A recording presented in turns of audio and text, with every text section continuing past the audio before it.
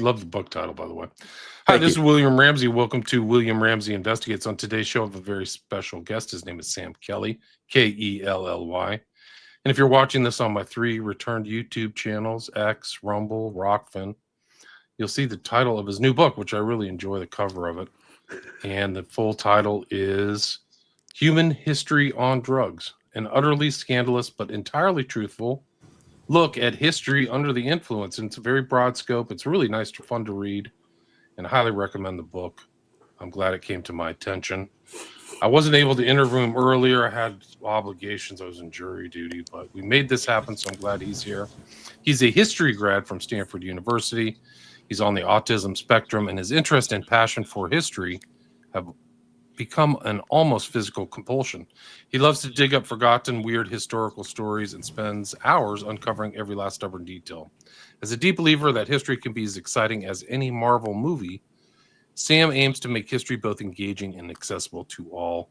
And Human History on Drugs is his first book, hopefully not his last. There's also great drawings in here too, which I enjoyed and kind of brought light to the different topics and stuff like that. But he can talk more about that. So, Sam Kelly, welcome to the show. Hey, it is great to be here. Thank you for having me so much. I'm really glad we were able to make this work. Yeah, me too. So, for people who haven't heard your name, maybe not heard the book, maybe you can talk about your background, your research, and what led up to the publication in July 2025 of Human History on Drugs.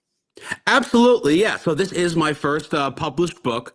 I'd only had a few. I had a few things published in various sort of like little online magazines, and I'd had one thing published in my alumni magazine, and of course I had a TikTok prior to this that was sort of a launching pad to see if people were interested in these ideas, and the response turned it out to be. It was so heartening and so rewarding to see that all these people were fascinated by the idea of wait, there's all these historical figures on drugs, and this is not some kind of made up historical fiction. This is real. This is documented. And I'm saying, yes, yes, it is. There are great stories that you haven't been hearing. And so the success of the TikTok was able to, I was able to leverage that and actually getting a book deal. And now the book is out. And so this has been, I've been researching and looking this stuff up for like it was almost like a 7-year process. So this is a work of a long time, and it's a labor of love. And I'm super happy that it's out there and people are buying it and appreciating it. Yeah. So your TikTok, so would you have a different format than in the TikTok? Were you doing small video bits, or were you doing reading from historical texts? Oh, it was very much like a short, punchy type thing. I would try and do like, relatively brief, like a half minute to a minute, sort of.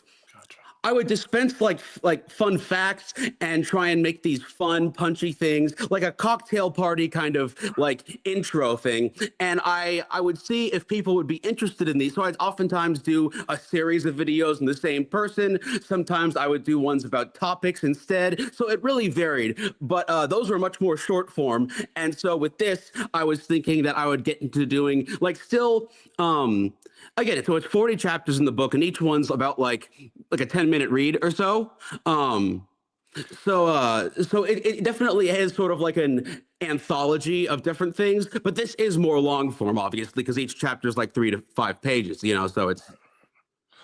Were you surprised at how many people in history were on drugs?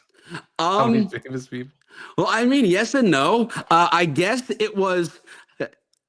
I always had this sense that there had to be a lot more than what you hear in a conventional classroom, but that people simply either they weren't aware or they felt like they weren't allowed to talk about those things in classrooms, which obviously there's always controversy over what's taught in schools right now. And so I can understand why a lot of people maybe didn't bring it up in a formal educational context. But in doing my own reading outside what I learned in class, there were so many amazing stories, and I just kept finding them. And I thought, I bet this is just scraping the surface. I bet if I dig deep, I can find so many more fascinating stories that are actually documented about all these people. And it turns out that I was completely correct, that I just had to dig deep and put it all together. But it was all the pieces were there. I just had to assemble them into this mosaic. Right, and it goes all the drug use was almost like a standard staple thing, even in the old ancient world. Really, is where it all started. Like this quest for drugs was an important thing, almost like spices or Oh, something like that. absolutely. Can you talk about that? Yeah, yeah. So the drug use has been a fundamental part of the human experience for a very long time.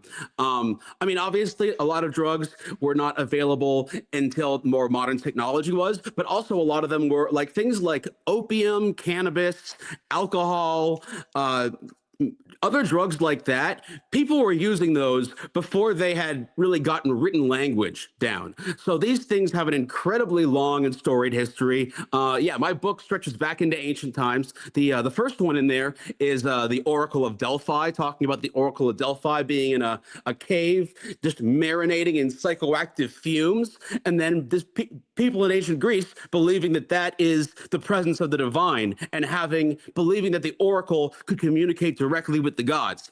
And yeah, Alexander the Great was a huge fan of opium and alcohol. In fact, he pretty much never lost a battle, but ended up drinking and drugging himself to death essentially because his immune system just shut down from all his drug abuse. So the only person he lost the battle to was him.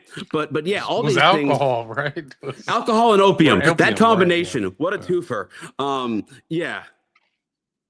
But The- definitely the yeah, and the cover, that's Ramses the Great, and yeah, like cannabis in ancient Egypt, ancient India, throughout throughout these regions in ancient times, these were available and they spread from human contacts, just like human religions and cultures and other things like that do. So yeah, much like spice was traded, so were these things traded.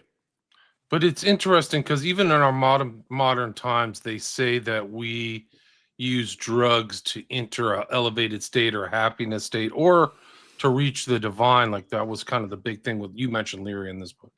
Yeah, But that was yeah, kind of absolutely, they were doing it in the ancient world too, right? So it's nothing's absolutely. new under the sun, so to speak. Precisely, precisely. Yeah, obviously. I mean, nowadays we're much more aware of things like ayahuasca or psilocybin mushrooms or other things that indigenous Americans have used since ancient times. But those were not the only things. People in different parts of the world, everyone from shamans in Siberia were using Amanita muscaria mushrooms, a lot nastier than psilocybin, more likely to cause really unpleasant convulsions, other horrible side effects. But those people were using that in order to commune with the gods. People in all sorts of parts of the world would ingest these ritual substances. People in ancient Greece, there was a thing called the Eleusinian Mysteries where they consumed stuff like that. So yeah, this is a well-known thing from the ancient world that later efforts to create a moral panic about drugs, they don't like talking about it because it shows that no, this is not a new thing. This is as old as people being people.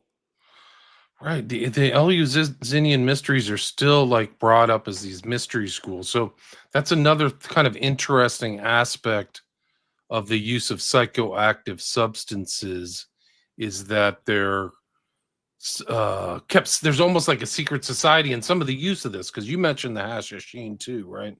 Yes, Can you, absolutely. can you talk about them? Yeah, so the Hashashin were a so they start out as they're an Islamic religious sect, and they're in a time where there is tremendous internecine warfare, and so they are working to actively assassinate their. That's where the word assassin comes from, right? But so they're a group of very dedicated religious people who want to remove their religious enemies, and they have the unique sort of sacrament of the way that they are introduced into into this religious killer brotherhood is that they are brought to the palace of their leader, of the leader of the Hashashin Guild. And so It's they, Hassan Isabah, right? yeah, Yeah. yeah, Hassani Sabah. And so he has this whole underground grotto set up, sort of a secret garden. And so he has all the guys consume hashish and they get really high.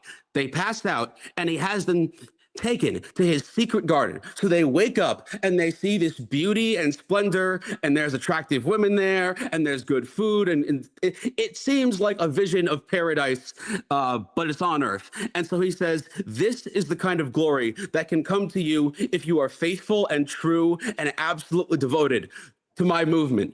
But that's only if now just and so he'd have them take some more, they pass out again, and then he brings them back. And they're thinking, what was that glorious? How did that happen? And he says, that is a preview of paradise, and that is where you will go if you follow my words exactly. And it turns out to be very successful. And so he has a small but dedicated group of very religious, very cannabis enthused individuals who they are absolutely loyal. And so some people might think, oh, how is it that like they're being good at stealthy assassinations if they're high?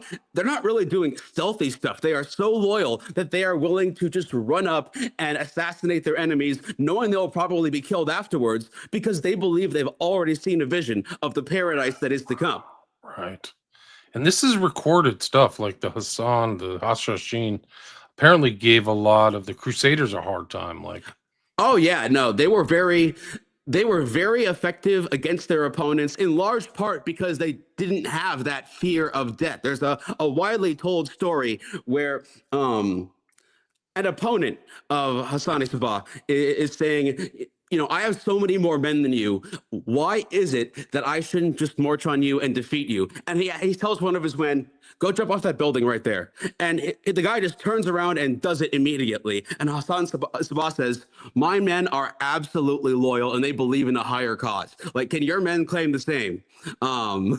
And so this is a thing that is very potent for them. And honestly, their movement isn't really completely wiped out until the Mongols sack the whole region. wow, that's interesting. I wasn't aware of that. But it's still there's still reference to this day, like the Hashashin, and we use that term just like you said. Oh yeah, Like that's that's a, the it's like the hashish. Yeah. yeah, the hashish consumption. They get the term of these hashish eaters, so like hashashi, and so it becomes mutated by different languages, and so the Europeans adopt the word as assassin. Right. I mean, it's really incredible how many of these people use opium or an opiate derivative or something like that, or a cocaine derivative. I mean, so many of our uh, known artists and like philosophers and psychologists were almost like junkie level type stuff. Like Freud Oh was. yeah. Yeah. Can you talk about that? Oh yeah, absolutely. So and that was actually one of the big inspirations for my book because like most people in college, I took a psychology class. I took psychology 101, and so it's like this is really fascinating stuff. And obviously, Freud is pretty important to the study of psychology. And so they're saying, now, this guy pioneers a bunch of the ideas that we use today. Now, some of his stuff is pretty out there. We don't believe in that anymore, but certainly Freud's idea of the subconscious mind that exists and drives a bunch of human behavior, even if we're not actively thinking about it, but it's shaped by our natural feelings and our experiences growing up and things like that. That is still widely believed today. But he has the same confidence in things like penis envy and the Oedipus complex and the Electra complex and other things that just seem absolutely insane.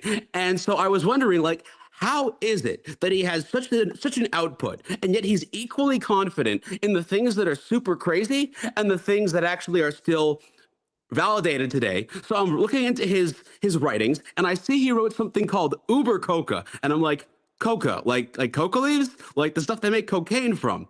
And so I read into it, and he's written this. It is basically this glorifying ode to to cocaine. He is just talking about how he thinks it's a wonder drug. He claims that it's not addictive. He believes that it can be used to treat all kinds of diseases.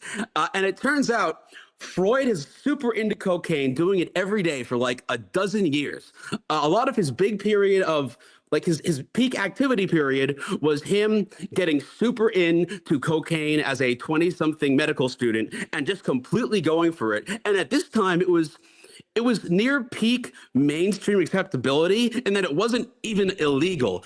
Medical grade cocaine was very new to Europe and seen as a novelty. They just recently learned how to extract it from the plant as a concentrated substance. So a lot of the place where Freud is getting his cocaine from, he is just sending them letters saying, excuse me, I am a respected member of the medical community. Can I please have some free samples of your product? And they're just giving him medical grade cocaine for free, which is a big part of why he thinks it's not addictive, is that he never runs out of cocaine for over a decade.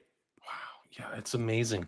So a lot of his growth, like, is attributed to almost mainline dosing. Didn't you write like he shoved pure coke in his nose or something like that? Like, He was very fond of taking cocaine in many ways. He did like to sniff it. In fact, he was so fond of sniffing cocaine that on more than one occasion he had to have a surgeon put a heated like scalpel in his nose to reopen his nasal passages because he messed them up by doing so much cocaine.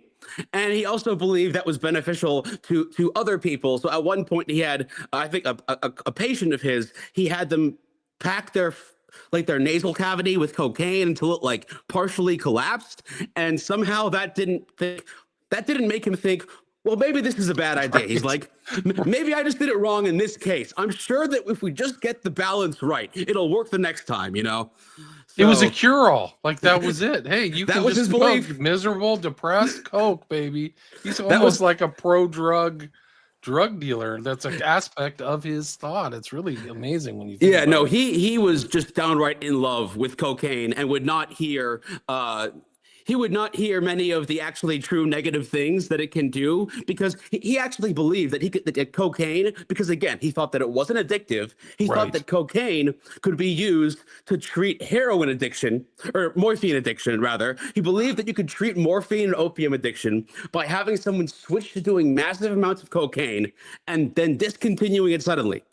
When he actually tried this on one of his patients, the guy had a psychotic break and committed suicide not long after. But again, he still seemed to believe that you could use cocaine to treat addiction to other drugs. It's just wacky, just like the kind of crank medicine and crank stuff that was really out there. And Oh yeah. it's really a part of our political history. You have to see drugs, like they say the secret drug trade today is huge, but like, you wrote that Queen Victoria is one of the biggest drug dealers of all time. A lot of people may not know that. Can you talk about that? Absolutely. So yeah, so Queen Victoria had, before her, the British Empire was already growing and selling opium. I mean, they'd gotten control of most of India, and India proved to be an excellent place for them to cultivate opium.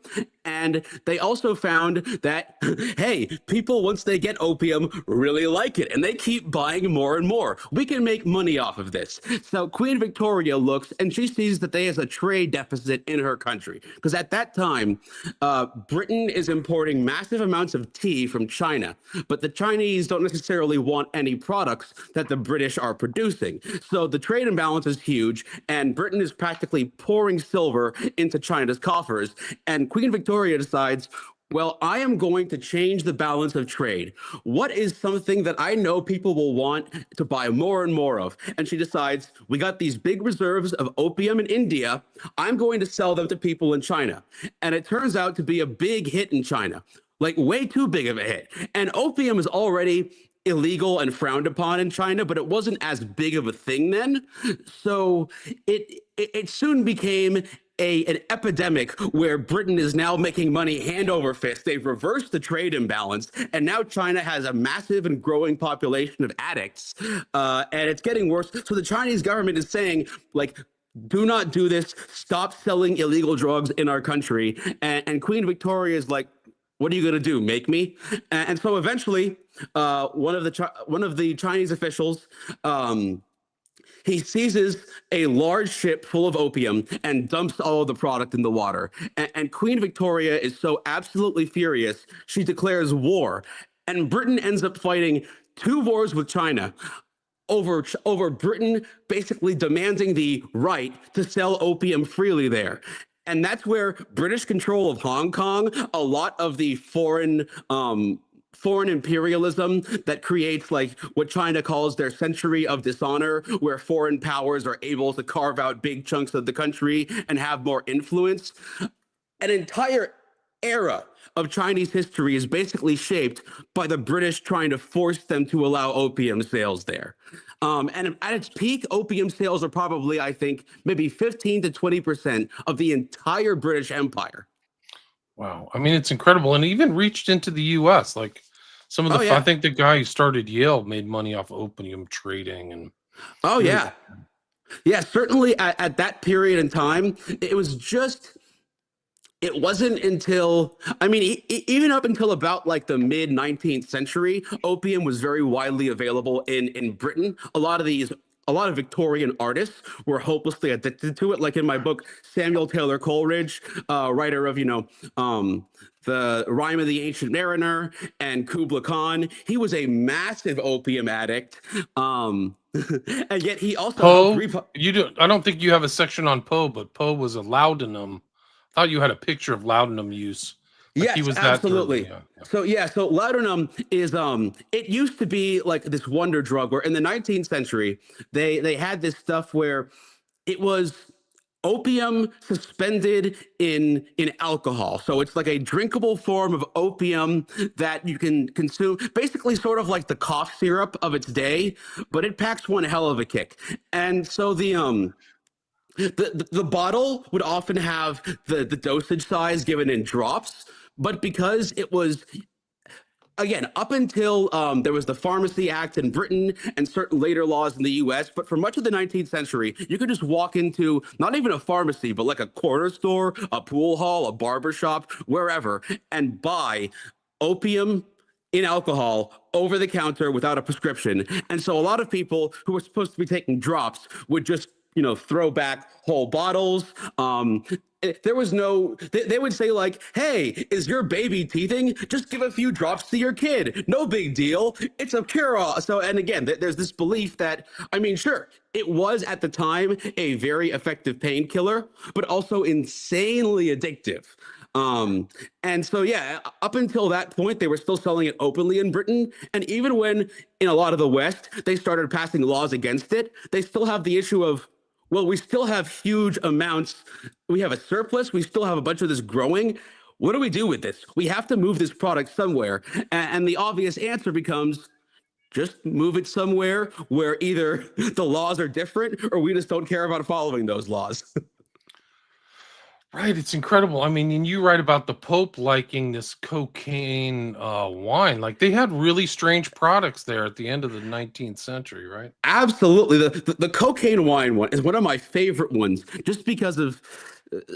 Again, obviously not the current pope. The current pope is Pope Leo the 14th, but the pope he named himself after, Pope Leo the 13th, who was like a late 19th century pope, that guy loves cocaine wine so much. I mean, he becomes pope when he's like 75 and is pope until he dies in his 90s. But he's also so energetic and he does so much for, like, in the history of the Catholic Church. They've had these big like documents of theological belief, these encyclicals. And there's been about 300 encyclicals in the history of the Catholic Church. And this one guy, Leo the 13th, wrote about 80 of them. And keep in mind, he was like 75 when he started being Pope. And so what's his secret? He would have, and at the time, you could just buy it in the grocery store over the counter. It was a drink called Vin Mariani, wine infused with cocaine. And the Pope always carried a flask around with him. And he said it was to fortify me when prayer is insufficient. But he loved it Well, so much. that's his road to divinity. So you see the same theme all the way into the 60s and Leary and back to the Rites of Eleusis and Hashashin. Absolutely. Yeah.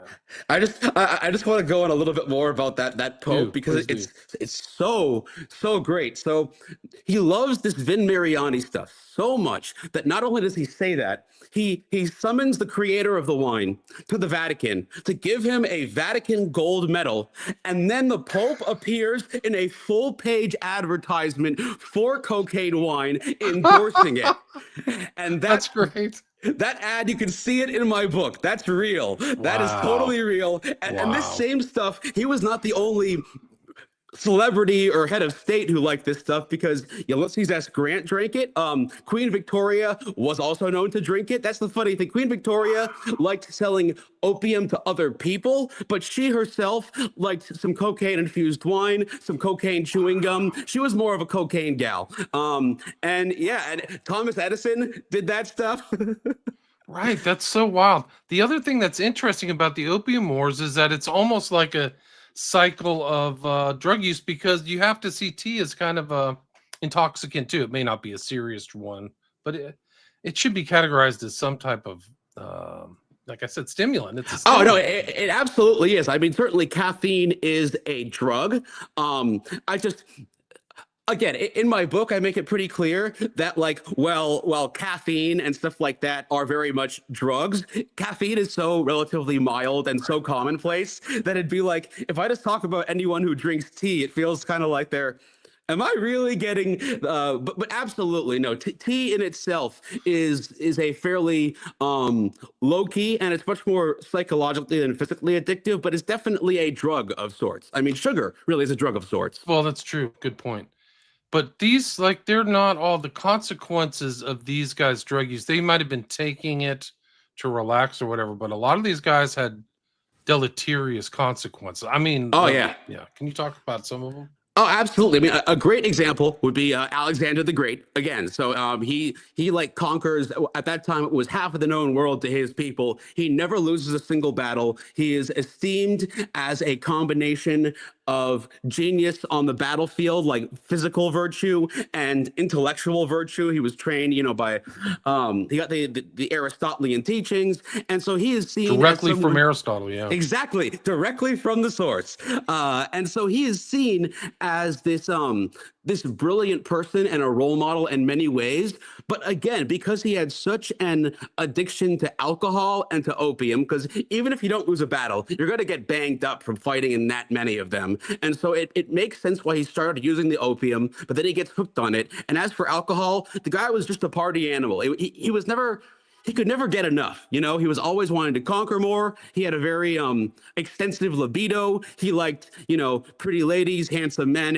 He liked all of that, and so the drinking heavily was part of that party scene. He worked hard and he played hard, and he played so hard that he basically destroyed his immune system with alcohol and drug use. So despite never losing a battle, he dies when he's 32, when he's my age, because him and his troops are partying in Nebuchadnezzar's palace after his troops get homesick and finally demand he turn back instead of conquering all of India.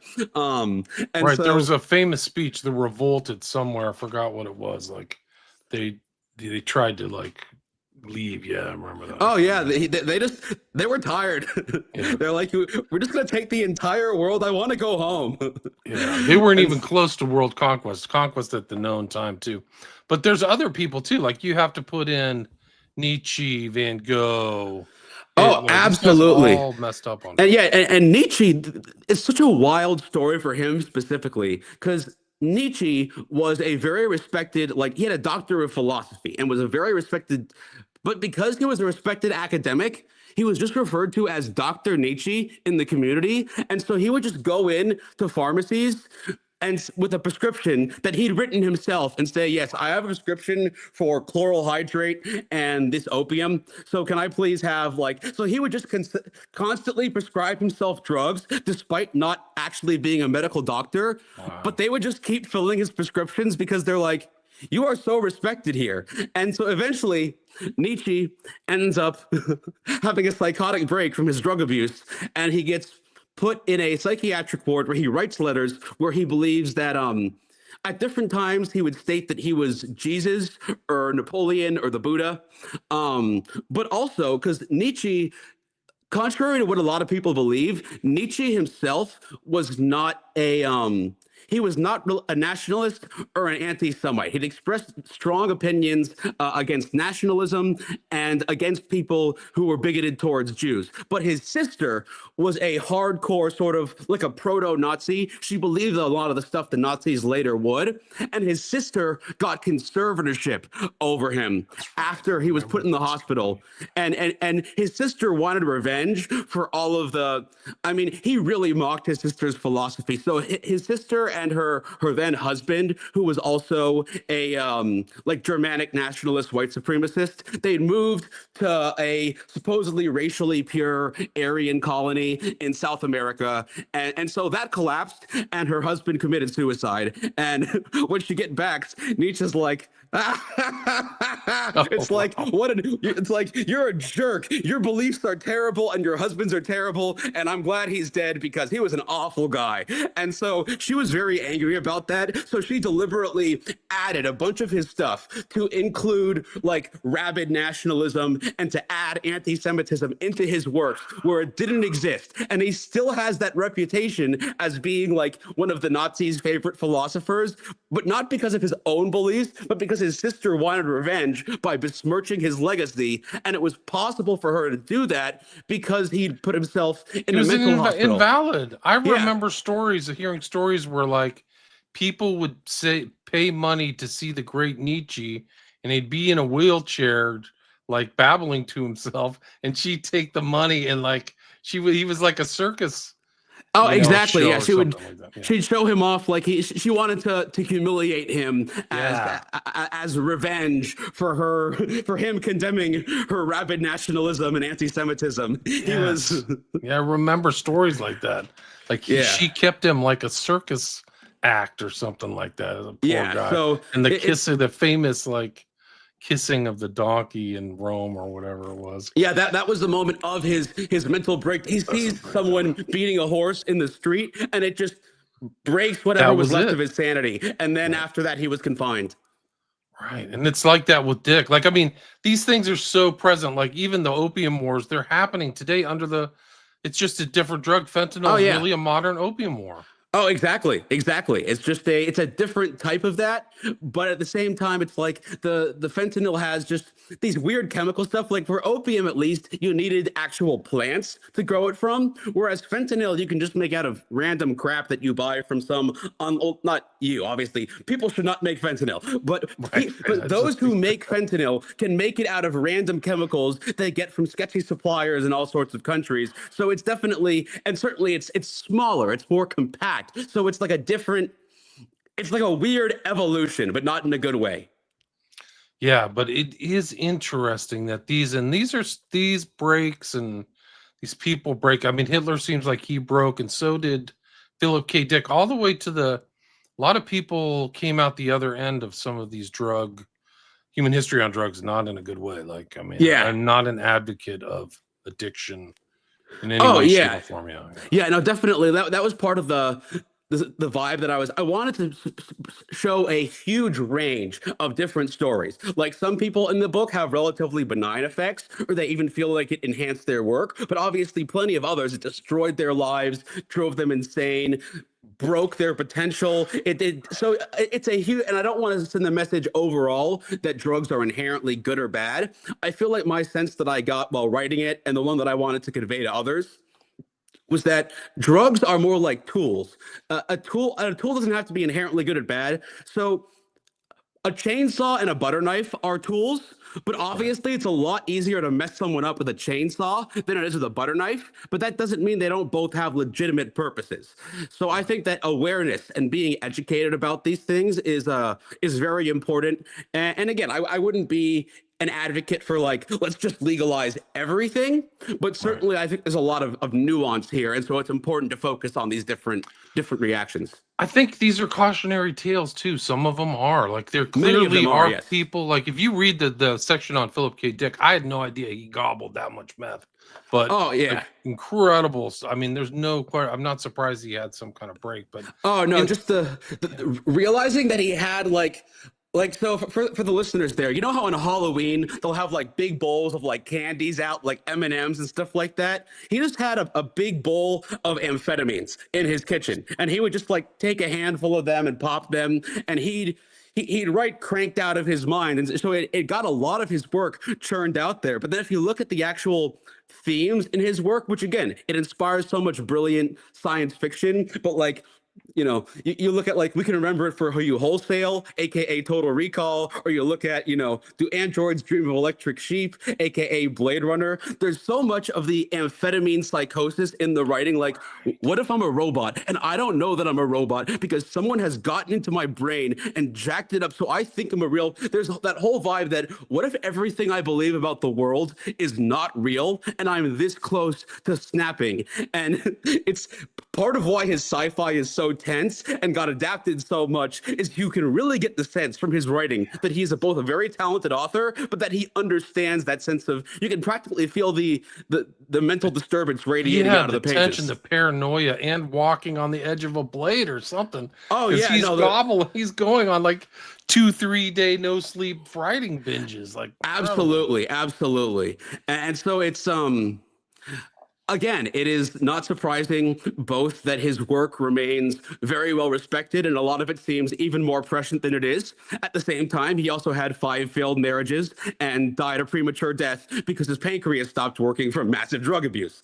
At And so, 52, right? So yeah, 52, he's gone, and I mean, he just burnt it out. Like it's just yeah. incredible. And that even that section had a lot of other writers who would do Speed, Ayn Rand, and other people. Like Oh yeah, that's Ayn a Rand yeah. very much was a fan of Speed. Dalton Trumbull, all kinds of different writers would use it for different reasons. I mostly, I was sort of. He could had the of all those authors, he had the most terrifyingly large consumption. Like just the sheer Yeah. volume. I don't understand how it didn't kill him much earlier than it did. Right. Right. It's really unnerving. Like Oh that yeah, was his dedication, not to food, but to writing and meth. yeah. That was it.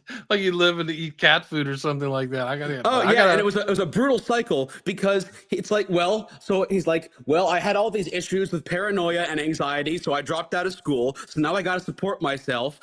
I love sci-fi, but it doesn't pay that much, so I have to write a lot of sci-fi. What will help me write a lot of sci-fi? I can do amphetamines and crank it out, but then the amphetamine habit gets more and more expensive, so he has to keep doing amphetamines to write more sci-fi, to pay for the amphetamines to write more sci-fi. it's like a Scanner Darkly. It's a big cyclical use, right? Like Absolutely. I it's mean, so so thing. much of that book was like, that book was partly autobiographical. He fictionalized a lot of elements, but a lot of the stuff about like living in a house where there's just addicts kind of coming and going, and this sense of your life is falling apart and not knowing what reality is, all of that was written from mostly from experience.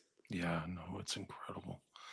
Incredible stuff. Well, before we wrap it up, we're at the 35-minute mark. Maybe you can talk about Alexander Shulgin. I don't think a lot of people are aware of that story of this kind of modern maker of psychedelics, right? Yes, yes, Shulgin, such a fascinating story. So Shulgin is a guy who comes up in the middle of the 20th century, and so he gets his start working for Dow Chemical. He creates the first biodegradable not fertilizer, but you know, like the first biodegradable pesticide, I think it was. And so he is considered to be a chemical genius. And so Dow Chemical says after this, we will let you work on whatever field you want. And he's like, you know, there's this new field of these like psychedelic drugs. I want to work in that. And at the time, there isn't quite the moral panic yet. So he starts working on that. But he's a big believer in radical scientific transparency. So he tells other people what his methods are for making this. He creates a psychedelic amphetamine.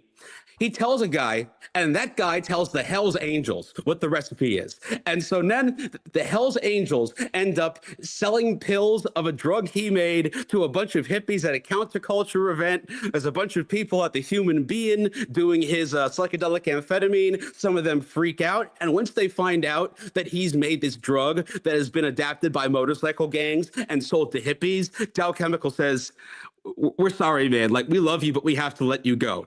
So he becomes this private scientist, but because he is so skilled at, he has both this acumen for creating. So he ends up in his lifetime creating over 230 psychedelic drugs, like creating them, which is astounding, and popularizing other ones. Like he didn't create MDMA, but he was one of the people to bring MDMA to the attention of both the medical community and to inadvertently, but because of his belief in just telling anyone who wanted to know about the drugs.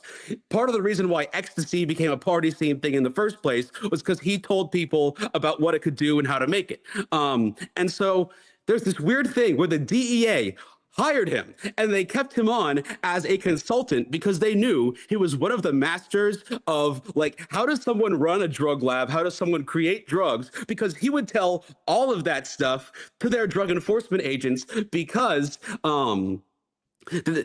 he believed in radical transparency, but also because he believed in radical transparency, he wouldn't hide it from others either. So he ends up writing 2 books that that talk about the various drugs he's made and what his processes were. And I think eventually for most of his life, he kept his medical research license to keep working in a lab and keep making new substances. But eventually, it became his job at the DEA became iffy after he would brief a lot of agents on how drugs are made, and then they would do drug busts and find his books as like the study materials that the drug makers were using. He was teaching both the drug enforcement officers and the drug creators. Wow, that talk about Philip K. Dick. Wow, holy smokes. Yeah. I didn't know that. I actually had a guy who wrote a book about Picard. Have you ever heard of that guy? He was like one of the great LSD creators too. And I'm sorry. I immediately just thought of Patrick Stewart. I feel it's like it's like he has that same last name, but he like it's a really interesting story. If you do a part 2 to this book, I they will look into that. literally That is bought an fascinating. old missile silo somewhere in the Midwest in Oklahoma or whatever, and started making massive doses of LSD. That is And fantastic. yeah, That is it's a an interesting. fantastic. Look up in my catalog. It's called White Rabbit. It's by McDougall. So Will really, do. I will check that out. That is a good lead. Thank you for that. yeah. If you ever write a part 2, I mean, we barely covered the surface. There's so many other topics: Jobs, McAfee, Oh yeah, Carl Sagan, Doc so many Ellis. great stories. Yeah, there's a lot of great other stuff in this book. Check it out. It gives you an idea the expanse of like in human history, just like human history on drugs, just like the title says. Do you have any chance? Can you take a couple questions? Sure. Yeah. I got this. This is my story. If you see on the bottom there, it says. Oh yeah. Pushback from writing the book. Yeah. I mean, I feel like people were very supportive, but at the same time, I kind of had to. There was a while in my life where I thought I might want to be a classroom teacher, but in addition to all the other stuff that gets put on classroom teachers or professors, I just kind of figured that if I wanted to talk about this subject material, I could never actually be formally associated with an educational institution because no matter how nuanced I tried to make it, there would be a lot of people who are saying, well, why are you teaching people about these drugs? There would be this moral panic against it. So I think there would have been more pushback if I didn't do this as an independent person, not affiliated with a university or school. Right. Sam, great to talk with you. Great presentation and congrats on your first book. I hope to see some more books in the future. For people who are interested, where can they take the next steps and buy Human History on Drugs? Absolutely. My book is available on Amazon. There's the physical book, there's an ebook, there's the audio book, but it's available wherever books are sold. And in fact, there's a clearinghouse website. If you want to support your local independent bookstore, you can go to Human History on Drugs. Penguin Random House. Look up that. And it will have a list of all the places the book is sold. So whether you want to buy it, again, at like Amazon, I don't know, Target, Walmart, whatever, or you want to buy it at your local indie bookstore, those are all options. It's been very heartening. Barnes & Noble has loved my book. I keep getting pictures from other people of it on display at Barnes & Noble, and it just warms my heart every time. It's very nice. That's cool. So the book's widely available. Widely available, and you can support your local independent bookstore instead of Amazon. I think Jeff Bezos has enough money. It's my take. Yeah, I think he has enough money. I'm interested what kind of designer drugs all these other guys do. That's the whole thing. Like, like Elon Musk is doing psychedelics and drugs and. Oh yeah, I don't want to make any disparaging claims that will get me sued by any wealthy, still living people, but many tech persons whose identities I will not hint about many of these guys are fond of these novel sort of. There's designer drugs, there's like analog substances, and a lot of these guys have also gotten into the more unconventional, like psychedelics that used to be considered just like anesthetic, like ketamine and stuff like that. Right, that's had like a resurgence. Again, microdosing, macrodosing, like just like really kind of psychonaut type stuff, Oh, absolutely. Yeah, a lot of these guys are real into the whole sort of like almost like an Epicurean desire to experience all these things. Yeah, it's really well said. That's really well said, especially like the Bay Area. That's where Shulgin was. A lot of these guys are Bay Area centered. I think. Yeah, that's where the Grateful Dead came from. Bay. Yeah, Dick was in the North Bay. Anyway, great to talk with you. And I think you said at the outset when we were talking, you have an active TikTok channel and Instagram. I'm on TikTok and Instagram. Yeah, on TikTok, it's Human History on Dergs, because apparently you can't say drugs if it's spelled correctly, but magically it will become. I guess they think if you spell it correctly, people will want to do drugs, but if you don't, they'll be like, "Oh, well, now we see what drugs have done to you." But so it's Human History on Dergs on TikTok, and on Instagram it's Human History on Drugs, because they just didn't care enough to be like, like, I'm obviously not selling any substances. Right. I am trying to. The way I see it, my book is a gateway drug to learning and awareness, not to Yes. drug use. Totally agree with you. It's also, there's cautionary tales in here. Some of these people absolutely, did not yeah. end up well, so it's not like, guys, this is the gateway to the divinity. Some of these people did not. They ended up in the gutter, guys. Oh, So- yeah, no, I'm not like cheerleading for drugs. I'm not trying to demonize drugs. I'm trying to present this image of people have used drugs for all these reasons, and there's been a huge spectrum of different results they've had. But I think the most interesting thing is the most valuable thing is how fascinating and how much we can learn from others' experiences, and just how good the stories are. Very well said. Great way to end it. Thanks for joining the show. Again, it's Sam Kelly, Kelly. And the full title of the book is Human History on Drugs, an utterly scandalous but entirely truthful look at history under the influence, just published 2025. Thanks so much for your time. Thank you so much for having me. All right, stay there. Stay there.